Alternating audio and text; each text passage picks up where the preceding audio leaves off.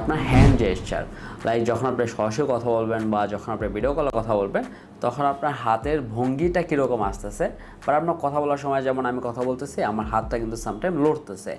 এইটাই হলো hand gesture বলে এটাকে। সো এইটা যদি আপনি প্রপারলি করেন তাহলে ক্লায়েন্ট বা যার সাথে আপনি কথা বলবেন, সে যদি বায়ার হয়, ক্লায়েন্ট হয়, বা আপনার অফিসের বসও হয়, তাহলে তার সাথে যদি এভাবে কথা বলেন তাহলে সে বুঝবে যে আপনি প্রপারলি তাকে বোঝাতে পারতেছেন বা আপনি কনফিডেন্ট, প্লাস হলো আপনি জিনিসটা বুঝছেন। সিম্পলি চিন্তা করেন, আমি যখন ভিডিও বানাই তখন কিন্তু আমার একটু হাত নড়ে বা আমি একটু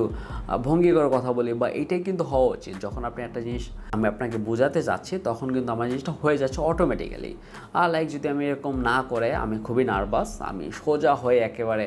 আপনার সাথে কথা বলতেছি, এরকম রোবোটিক ওয়েতে কথা বলতেছি যে আপনি আমার এই সার্ভিসটা নিতে পারেন বস,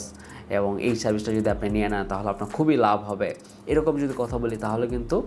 একে তো কানেকশন হচ্ছে না, মানে আমাদের ভিতরে যারা কানেকশন বিল্ড হওয়ার কথা সেটা হচ্ছে না। সো যখন কেউ জানে যে আপনি মুখস্থ কথা বলতেছেন, এটা কিন্তু তেমন কোনো একটা ভ্যালু ক্রিয়েট করবে না।